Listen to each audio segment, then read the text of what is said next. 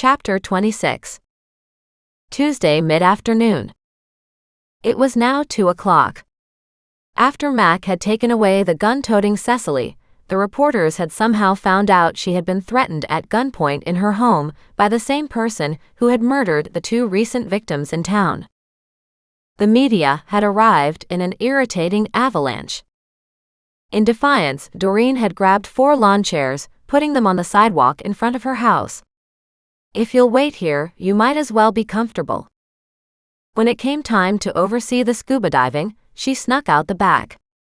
Reaching the site, she stared at the beach, realizing how many people were here. She walked over to Nathan. "I'm so sorry," she said. "Somehow word got out." He patted her hand. "Not to worry. I probably put the word out. I mean, it's a long shot that we'll find anything, but it's a darn good idea. We should have done this a long time ago. The fact that you're the one who thought of it has just cemented your reputation in town." She sighed. "I didn't try to get a reputation, you know." He chuckled. "And you realize that's what reputations are all about. It's not something you try to get. It's something you earn. I'm glad to see you're also not injured from today's attack. Honestly, I think Cecily was attacked more by my animals than I was attacked by her," she confessed. Goliath bit her hand. Muggs tripped her because she hit poor Thaddeus. Nathan reached out and touched Thaddeus's wings. "Is he okay?" he asked with concern. Thaddeus opened his beak. "Thaddeus is fine. Thaddeus is fine." Nathan chuckled. "How he must enrich your life," he said in envy. "It's truly a remarkable relationship you have with them." "It is," she said. "And you're right. They have enriched my life. It seemed so lonely before, and the 3 of them now are just so much a part of what I do every day." Just then Muggs barked. They looked out across the water to see scuba divers coming up. "You think they found anything?" "We'll get a signal. Green means they found something and blue means they didn't." "They're far enough away," she said, "that the green and blue are likely to look the same." "Oh, I don't think so," he said. "We should be able to see in a minute." And there it was, a huge green board held up from the boat. Around her the crowd cheered. Her hand went over her mouth and she gasped. "Oh my," she said. "I just never thought I could possibly be right." "Well, my dear, it looks like not only were you right, but you have just saved 2 families more heartache. Thank you. Thank you for coming to Kelowna. I'd really love to be involved in any other mysteries you get your hands into," he said with a chuckle. "How vastly entertaining you are to have as a friend." He tucked her hand into his, and they walked closer to the beach. The crowd surged around them, and sure enough on the beach were cops and Mac himself. He turned to look at her, reached out a hand. She grasped his, and he tugged her ever so slightly toward him.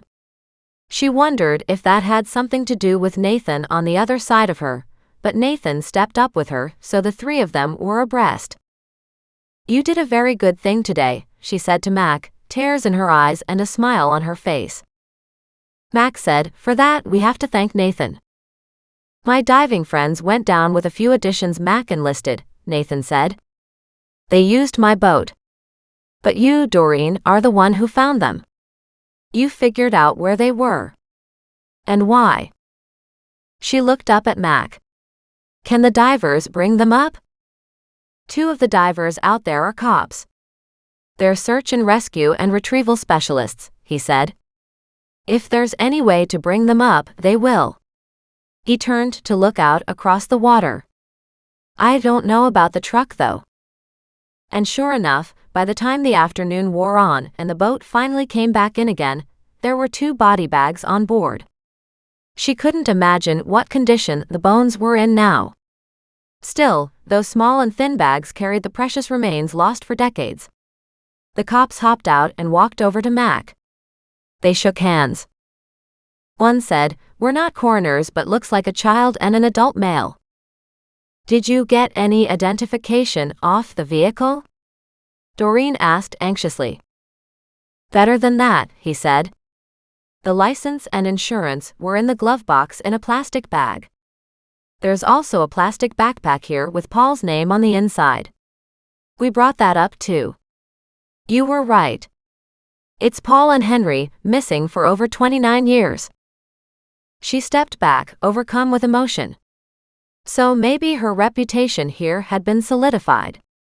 But this time, she was proud enough to not care about the publicity.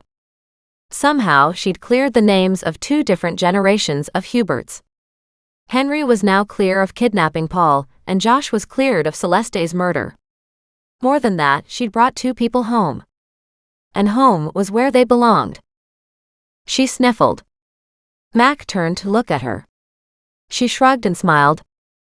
I feel like I need to go home, just like I brought them home. I'm feeling a little lost myself.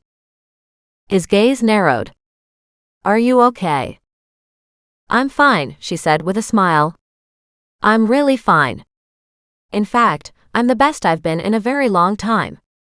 With a wave to the crowd, she called the animals to her and headed home. Was there ever a sweeter word in the entire dictionary?